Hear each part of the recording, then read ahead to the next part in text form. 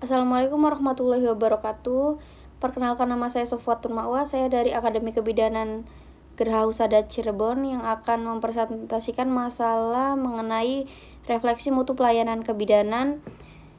Tugas ini saya buat untuk memenuhi mata kuliah mutu pelayanan kesehatan yang diampu oleh Dr. Liza. Yang pertama ada daftar isi, pendahuluan, pembahasan, implementasi, hasil, dan kesimpulan. Pendahuluan.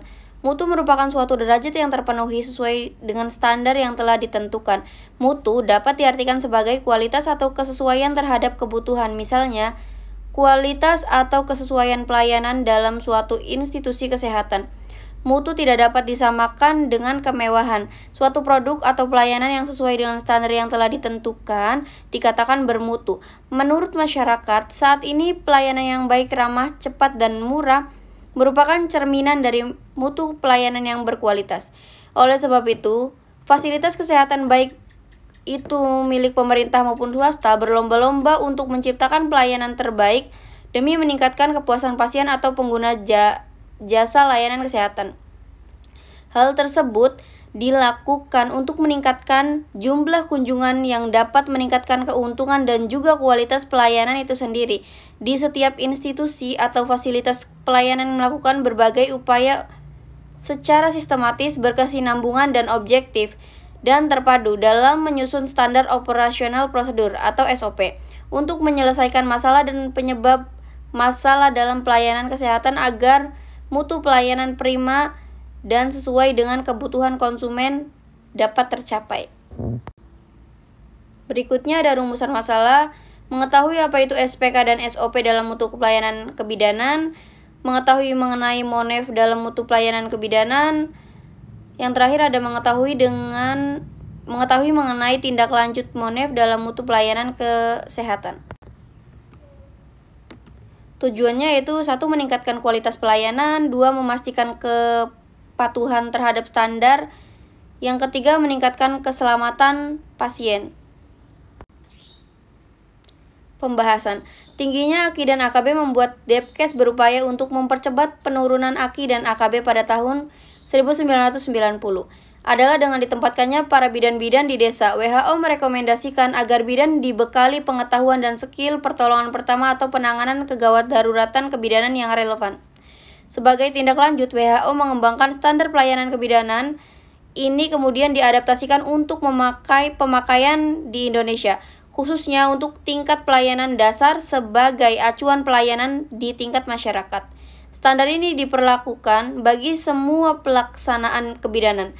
Rumusan tentang penampilan atau nilai diinginkan yang mampu dicapai berkaitan dengan parameter yang telah ditetapkan, yaitu standar pelayanan kebidanan yang menjadi tanggung jawab profesi bidan dalam sistem pelayanan yang bertujuan untuk meningkatkan kesehatan ibu dan anak dalam rangka mewujudkan kesehatan keluarga dan masyarakat. SPK merupakan suatu acuan atau pedoman bagi bidan dalam melakukan sebuah tindakan, meningkatkan kualitas pelayanan yang diberikan oleh bidan. Standar praktik kebidanan, yaitu ada standar praktik kebidanan, 1. Metode asuhan, 2. Pengkajian, 3.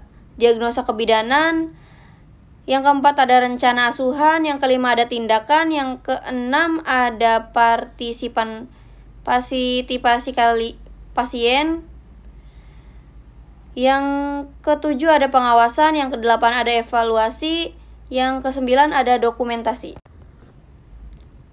Manfaat penerapan SPK. Norma kinerja. Melindungi masyarakat, menjaga kualitas pelayanan, menentukan kompetensi yang diperlukan bidan sebagai dasar penilaian pelayanan, menyusun perencanaan anggaran, menyusun rencana pelatihan, pembangunan kurikulum pendidikan, membantu menentukan kebutuhan operasional dalam penerapannya. SOP. SOP kebidanan dalam mutu pelayanan kebidanan berfungsi untuk menetapkan standar dan prosedur yang memastikan kualitas layanan. Ini mencakup pengaturan proses asuhan, penanganan kegawat daruratan, dan dokumentasi yang mendukung keselamatan ibu dan bayi, serta meningkatkan efisiensi pelayanan SOP. SOP adalah serangkaian instruksi tertulis yang mengatur proses penyelenggaraan layanan bidan, termasuk prosedur penggunaan alat seperti vakum ekstraksi dan kuret, penanganan kegawat daruratan sesuai dengan kewenangan dan kompetensi tenaga kesehatan. Tujuan SOP mutu pelayanan kebidanan, yaitu menjamin bahwa setiap tindakan kebidanan dilakukan sesuai dengan standar yang telah ditetapkan, meningkatkan kepuasan pasien melalui pelayanan yang berkualitas. Yang terakhir ada mengurangi resiko kesalahan dalam praktik kebidanan. SOP, komponen utama SOP kebidanan: pengkajian, diagnosa, rencana asuhan, tindakan, evaluasi, implementasi SOP dalam pelayanan kebidanan, pelatihan dan pendidikan berkelanjutan bagi tenaga kesehatan untuk memahami penerapan SOP, pengawasan dan audit berkala untuk memastikan kepatuhan terhadap SOP, penyediaan sumber daya yang memadai untuk mendukung pelaksanaan SOP. Manfaat SOP dalam mutu pelayanan kebidanan sendiri yaitu meningkatkan konsistensi dalam pelayanan kebidanan, memfasilitasi komunikasi yang lebih baik antara tenaga kesehatan dan pasien, menyediakan dasar untuk pengembangan kebijakan prosedur lebih lanjut dalam pelayanan kesehatan di fasilitas kesehatan. Lanjut ada MONEF. MONEF itu adalah monitoring dan evaluasi. Mutu layanan kebidanan adalah proses sistematis yang dilakukan untuk menilai dan meningkatkan kualitas pelayanan kebidanan. MONEF bertujuan untuk memastikan bahwa layanan yang diberikan memenuhi standar yang telah ditetapkan dan memberikan hasil optimal bagi ibu dan bayi. Tujuan MONEF dalam layanan kebidanan ini adalah menilai kualitas pelayanan, meningkatkan kinerja, memastikan kepatuhan, 4. Mendukung pengambilan keputusan. Komponen MONEF. 1. Indikator kinerja. Menetapkan indikator yang jelas untuk mengukur kualitas layanan seperti angka kematian ibu dan bayi, tingkat kepuasan pasien, waktu tunggu pelayanan, dan kepatuhan terhadap protokol kebidanan. Lanjut ada pengumpulan data. Pengumpulan data ini melalui survei kepuasan pasien, audit klinis, observasi langsung, dan rekam medis. 3. Analisis data. Menganalisis data yang dapat dikumpulkan untuk mengidentifikasi tren, masalah, dan area yang perlu diperbaiki. 4. Pelaporan. 5. Tindak lanjut untuk mengimplementasikan rekomendasi dan melakukan tindak lanjut untuk memastikan perbaikan yang berkelanjutan. Manfaat MONEF dalam pelayanan kebidanan adalah peningkatan kualitas, transparansi, peningkatan kepercayaan, pengembangan kebijakan. Rencana tindak lanjut di temuan MONEF mutu pelayanan kebidanan adalah langkah-langkah yang diambil untuk mengatasi masalah yang diidentifikasi selama monitoring dan evaluasi. RTL bertujuan untuk meningkatkan kualitas pelayanan dan memastikan bahwa standar kebidanan dipatuhi. Berikut adalah langkah-langkah yang dapat diambil dalam menyusun RTL. 1. Identifikasi temuan MONEF. Klasifikasi temuan. Kategorikan temuan berdasarkan tingkat keparahan dan dampak terhadap pelayanan seperti masalah kritis, masalah signifikan, masalah minor.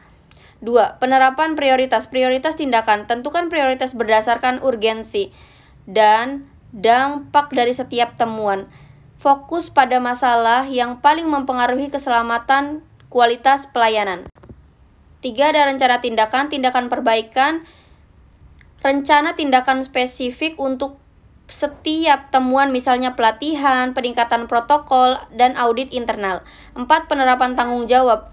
Contohnya kayak tunjukkan tim tindak lanjut, bentuk tim yang bertanggung jawab untuk melaksanakan rencana tindak lanjut, tentukan peran dan tanggung jawab setiap anggota tim. 5. Timeline. Jadwalkan tindakan. Buat timeline untuk setiap tindakan yang direncanakan, termasuk tanggal mulai dan selesai. Yang keenam ada monitoring dan evaluasi. Tindak lanjut MONEF. Rencana sesi MONEF berikutnya untuk menilai efektivitas tindakan yang telah diambil. Tentukan indikator yang akan digunakan untuk mengukur perbaikan. 7. Dokumentasi. Catat semua tindakan, dokumentasi semua langkah yang diambil termasuk hasil dari setiap tindakan. Ini akan membantu dalam proses evaluasi di masa mendatang. 8. Komunikasi. Sosialisasi hasil. Komunikasi hasil MONEF dan rencana tindak lanjut kepada seluruh staf dan pemangku kepentingan. Pastikan semua pihak memahami pentingnya perbaikan yang telah dilakukan. Kesimpulan, yaitu secara keseluruhan, mutu pelayanan kebidanan yang baik dapat dicapai melalui penerapan SPK, SOP, dan MONEF yang efektif. Ketiga elemen ini saling terkait dan berkontribusi pada peningkatan kualitas keselamatan dan kepuasan pasien, dengan fokus pada perbaikan berkelanjutan dan pembangunan kompetensi tenaga kesehatan. Institusi kesehatan dapat memberikan pelayanan kebidanan yang lebih baik dan aman bagi ibu dan bayi. Sekian materi yang telah saya paparkan. Kurang dan lebihnya saya mohon maaf. Wabillahi taufiq wal hidayah. Wassalamualaikum warahmatullahi wabarakatuh.